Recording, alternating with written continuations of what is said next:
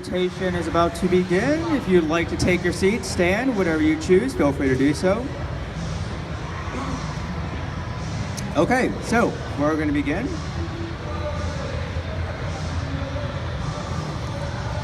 Ladies and gentlemen, my name is Vanillaraccoon, and welcome to Minefaire, Philadelphia, Day 2. By a show of hands, is anyone actually from the city of brotherly love? Philly? Anyone here? No? So I guess by a show of hands, anyone here not from Philly? Okay, so I'm gonna ask you right here and now, should you ever make your way into the city, please do not go to Geno's or Pat's for a cheesesteak. Only the people who are in movies and TV shows go there. Trust me on that one. Okay, so I'm here to talk to you about the art of finding inspiration, but before I do that, I just want to briefly introduce myself. As I just mentioned, my name is Vanillaraccoon, but my friends call me Danny, and I am 25 years old. I create content for Vanillaraccoon.com, that's my custom domain for YouTube. I also do live stream on Twitch, but I'm getting into that slowly but surely. I mostly produce Minecraft survival Let's Plays, along with Minecraft Let's Builds and Pokemon Go short films. Now, for those of you who don't know what a Pokemon Go short film is, it's basically a nature documentary where I showcase different parts of my region with my friends online, and I use the power of augmented reality to show that there are indeed Pokemon everywhere in the world around us. So I want to talk to you about 3 things when it comes to inspiration and how I go about finding it. The first of which is when I visited this place called Lititz Springs Park. It's not too far from here, I think. Don't quote me on that. If you were to go there, you just have to hop on the Pennsylvania Turnpike, head west, get off at the Lebanon-Lancaster exit. I can't recall at the top of my head. But for those of you who haven't been there, it's this very small park in the center of this small town. When you first get in there, you see this retired caboose sitting on the right-hand side. Then you have this beautiful open large pond to the left. Now, as you continue to make your way into the park, there's this small stream or canal, whatever you like to call it, that runs towards the back. And there are these small bridges that you can get from one side to the other pretty easily. But I fell in love with this place at first sight because not only was it such a beautiful, photogenic place, but they actually have ducks, geese, and other type of animals that will either sit around and let you walk up to them. If you want to take a selfie with them, you can. They're actually that calm and collective. Or they have these little machines that just for a quarter, you can actually get food that you can just either kneel down and they'll just waddle up to you, peck it out of your hand without hurting you, or you just toss it in the wind and they'll run around like little hungry birds and pick at it. But one night when I was working on a Pokemon Go short film that I had shot there, I was waiting for my video to finish rendering and I started to edit some pictures that I took when I was there. And at this time in my Vanilla Plus Minecraft Survival Let's Play series, I had just finished transforming an entire village. And I was thinking to myself, what am I going to do next in my series? And so as I was continuing to edit these photos that I took, I started to think to myself, how would all of this look in Minecraft? What would it look like? How big of a project would it be? How big to scale would I build it? So I went into a creative test world, and then I started to bounce around with different scales for the trees, different scales for the pond, the stream, and everything. And then once I had come to a general idea as to how I wanted it to look, that is when I went into my Minecraft Let's Play world, pulled up my recording software, hit OBS, and I said, today we're going to be recreating a place that I had visited in real life not too long ago. And to this day, that's one of my most ambitious projects when it comes to taking a place that I had visited in real life and recreating it in Minecraft.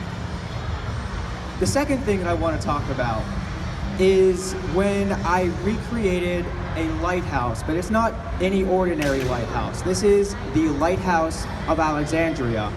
It's an ancient world wonder, and as someone who likes to read up on history, historical monuments, landmarks, this type of stuff, one night I was reading about Stonehenge, Easter Island, and then I also came across the Lighthouse of Alexandria.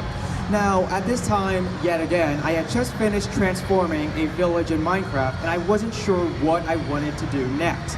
In case you couldn't tell, I like to transform stuff that you find in Minecraft. But I didn't want to do the same thing over and over, back to back. So I decided to think, am I going to recreate Stonehenge? And that didn't really seem too appealing. It's just a pile of rocks standing by in the middle of nowhere. And then I was like, well, I could recreate Easter Island, but do I really want Squidward's house on an island and, you know, something random? But then I started to think, well, I've built castles, villages, pyramids, ancient Greek, Roman cities. I haven't made a lighthouse in Minecraft, so I decided, all right, I'm gonna hop into my creative test world again, begin to figure out how I want the lighthouse to look, and of course, I went on something called the Google, and I pulled up reference images of what architects think that what this ancient ruin may have looked like when it was still intact. So I took those images and I started bouncing around with different ideas, and then once I had my general layout, once again I went into my Vanilla Plus Minecraft Let's Play world, pulled up the recording software, hit record, and I was like, ladies and gentlemen, my name is Vanillaraccoon and welcome back to another Minecraft Survival Let's Play. Today we are going to be building the Lighthouse of Alexandria, and then I began to proceed to provide a little bit of information, the history of this, so on and so forth. Now, the one thing that I did with this, aside from just making a lighthouse underwater, 1.13 is a pretty cool update, am I right? In 1.13 Update Aquatic, we have two new things called coral blocks and coral fans. Now, as a builder, I like to incorporate as much life into my build as possible, whether that be taking a flower pot, taking a sapling, putting it inside of it and going, hey, look at this pretty little happy tree, or taking leaf blocks, placing them around the area to act as bushes, hedges. I decided, well, these coral blocks and fans are pretty bright. They're very vibrant. They're full of life. So, throughout the courtyard of this lighthouse, I decided to just scatter the coral blocks and place the fans on to make it look more colorful. And then throughout the inside of the lighthouse and the external walls, I did the same exact thing. Now, I could be crazy, but some fish saw these coral blocks and thought they were pretty, so they started to swim around the lighthouse just to give it a bit more life. And also, fun fact, it's the little things in life I really like. The fact that we have actual fish and dolphins in Minecraft that swim. Thank you, Mojang. But for that project, that is something that I had read up on. I didn't know much about the Lighthouse of Alexandria before, but now I do. So whilst I was producing these Let's Plays showing me building this, I was also, like I mentioned, educating the viewers, telling them the backstory of it. Now, the third thing that I would like to talk about is when I was playing Halo 2 Anniversary not too long ago. Now, as someone who grew up playing with Halo and playing on these different maps, I fell in love with how they were looking and everything, the architecture within them. So, one night when I was playing Halo 2 Anniversary, I asked myself yet again, how would this look in Minecraft? Now, to give you an idea as to what this map looks like, it's a very symmetrical map, meaning on one side, you have this one structure that you'll spawn in. You have a small structure adjacent to it with a catwalk that is diagonal. Believe me, figuring out how to make that in Minecraft was a little hard to do, but I pulled it off. And then you have this giant building at the center of the map, and it's circular. Last I checked, circles are not in Minecraft, so you have to try to make the best that you can, and I hope I did a good job, but I left it to my viewers to decide for me. Now, for this project, I wasn't taking something that I had seen in real life and recreating in Minecraft. I wasn't taking something that I read up on that was a historical monument or landmark and recreating in Minecraft. I was taking something from a different video game and recreating it in Minecraft. Now, like I mentioned, there were certain parts of this project that were a little difficult, making a circle in Minecraft, making a diagonal line, connecting two different buildings. But at the end of the day, it was one of my most ambitious projects when it comes to recreating something in a video game and putting it in Minecraft. Now, I mentioned that I have a Vanilla Plus Minecraft Let's Play.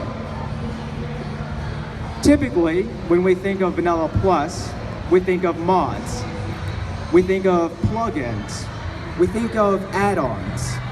Anyone here ever hear of a server called Hermitcraft? All right. Have you guys ever heard of a YouTuber named Iskow85? All right. So, as some of you know, he has his own mod pack, Fullcraft, and some other stuff.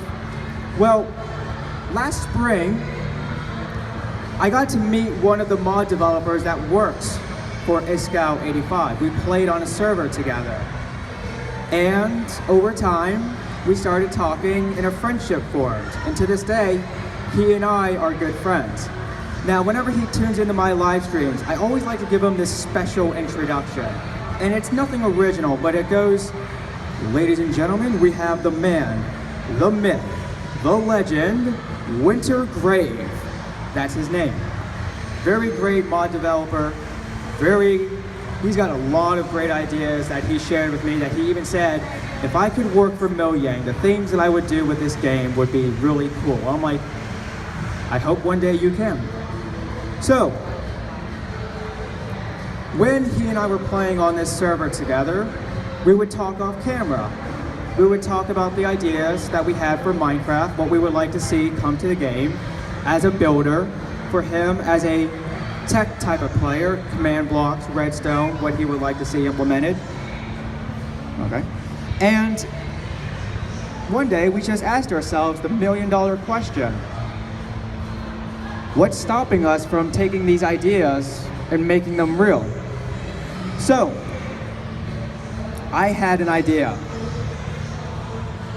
Put seasons in Minecraft. Take spring, summer, autumn, and winter, and put them in Minecraft. Now, somehow, Winter Grave, only using command blocks and redstone, everything that is already in the game, nothing else, took my idea and made it real. We split it up into 4 separate months. Month 1 was spring, month 2 was summer, month 3 was autumn, and month 4 was winter. In the springtime, you had your occasional rain, normal day cycle. In the summer, you had longer day cycles, shorter night cycles, frequent thunderstorms, and then in month 3, the autumn, it was basically the same as the springtime, month 1, but less rain, more dry. And then month 4, winter, shorter day cycles, longer night cycles, depending on which biome you were in. If you were in a winter biome, it would be snowing more. But we also came up with another idea.